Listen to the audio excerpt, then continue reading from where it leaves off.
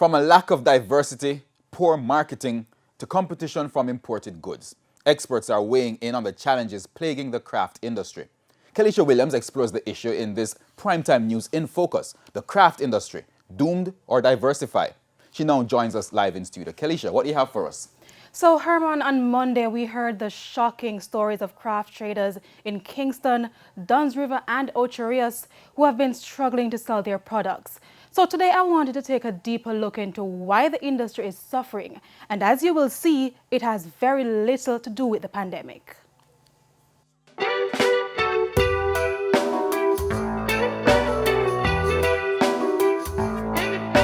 We used to make money. So what cause make we can't make no money? What cause make we can't get no tours? Questions that are puzzling craft traders at the Ocho Rios Craft Market in St. Anne as they desperately seek a lifeline.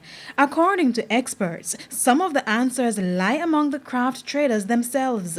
The first issue, decline in the market for craft.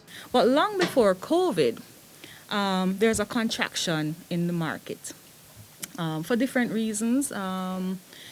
As individuals, as customers, their tastes change. You have other spaces that are, doing more vibrant things maybe. Acting head of the Applied Arts Department at the Edna Manley College of Visual and Performing Arts, Laura Lee Jones, contends the lack of diversity in craft markets is also an issue. The makers, there are very few makers.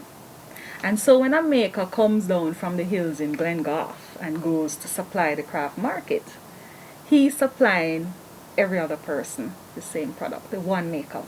For instance, this is the Ocho Rios and Duns River Craft Markets in St. Anne. And this stall is located in Kingston.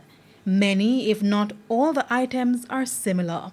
In the early days, we used to do things like that. We used to, everybody sell different stuff. But because of the competition, the competitiveness in our business now, people that sell money, so it's what people sell. If we can move to craft production, items that are of a high quality in standard, speaks to our culture. That's an important part of it, because it don't make any sense we're doing giraffe, but then we don't really have giraffe in Jamaica. Interestingly, many of the products on the shelves are not local made. Instead, they're made in China. Janine Fletcher Taylor is a manager of marketing services unit at the Jamaica Business Development Corporation. She has been working with craft traders and producers for years. Ideally, when a tourist goes to a craft market in a particular region, they're looking for products that are made in that region, something that is relevant to the culture, the context, and overall something that gives them a sense of what the experience was like. We have to go to the foreign items because it is cheaper to purchase than to purchase these items here in Jamaica. But the reason, according to Ms. Jones, is partly due to limited capacity and raw material supply in Jamaica. Many of the raw materials used in craft have to be imported. So some of the craft traders resort to natural products. But one of the challenges in using natural products to produce craft is that it's time consuming.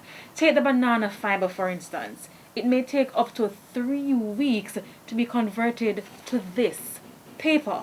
Stick to the thing that you're really good at. What I find in craft production sometimes, and as makers, we do a lot, but we don't master anything.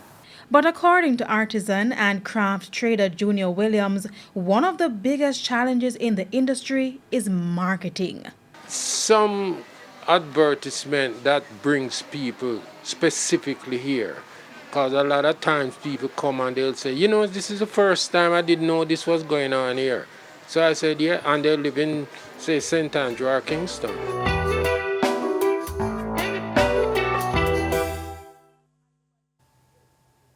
Herman, we have been trying to get an interview with the tourism ministry to see how it can address some of those issues, but I was unsuccessful.